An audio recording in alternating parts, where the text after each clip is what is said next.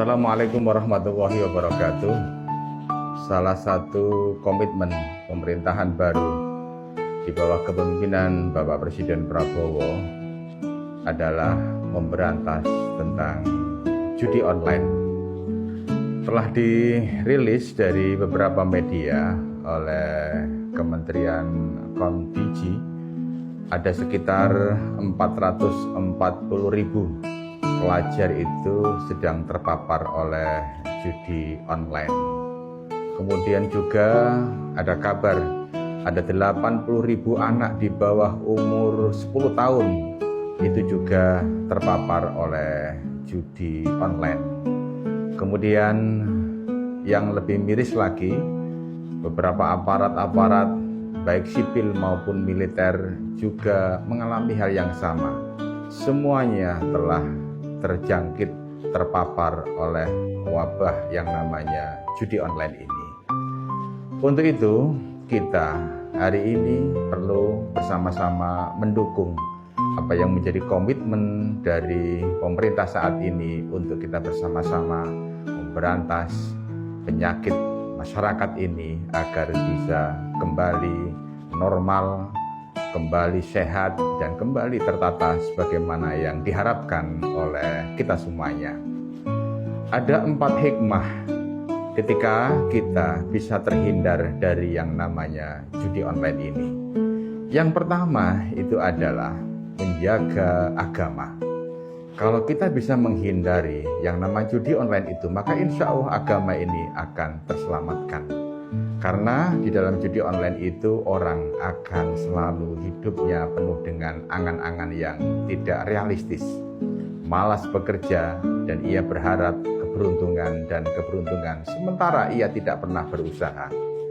Maka dengan kita terhindar dari ini, maka agama akan bisa kita amalkan dengan baik, dan keyakinan kita bahwa rizki dari Allah itu sudah disiapkan bagi orang-orang yang tidak malas dan bagi orang-orang yang suka bekerja. Yang kedua, itu adalah bisa menjaga yang namanya harta.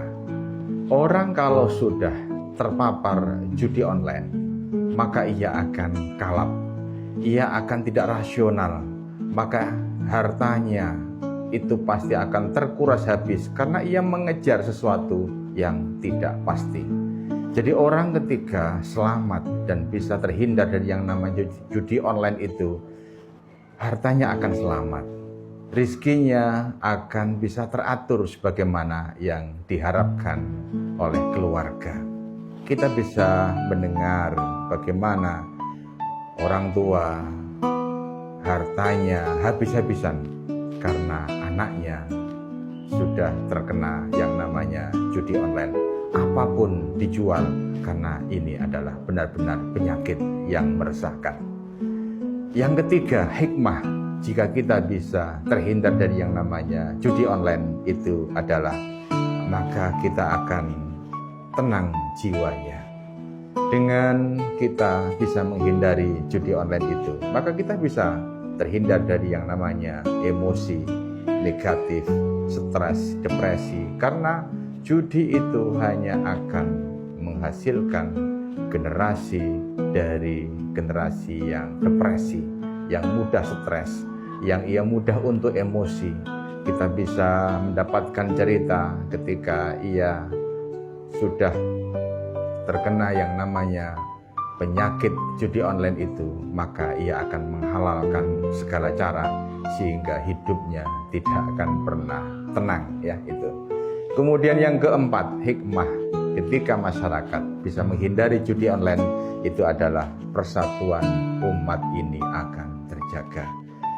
Nanti tidak akan ada lagi yang namanya kriminalitas akibat dari orang-orang yang selama ini itu terkena judi online. Rumah tangga nanti akan terselamatkan karena sebagian besar saat ini perceraian dalam rumah tangga terjadi itu juga diakibatkan karena orang-orang yang suka dengan kebiasaan judi online. Oleh karenanya, ayo sama-sama kita bantu pemerintah, aparat, semua kementerian yang saat ini sedang bersih-bersih untuk menghindari penyakit yang namanya judi online, dan agar kita benar-benar menjadi sebuah negara yang baldatun thayyibatun warabun ghafur, sebuah negeri yang baik, sebuah negeri yang indah, masyarakatnya penuh dengan ampunan dari Allah Subhanahu wa taala karena semua mendekat kepada Allah Subhanahu wa taala. Terima kasih, semoga bermanfaat. Assalamualaikum warahmatullahi wabarakatuh.